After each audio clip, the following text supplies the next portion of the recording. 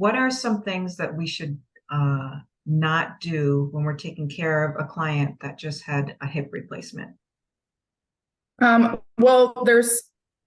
things like you want to make sure that they're not sitting with their legs crossed,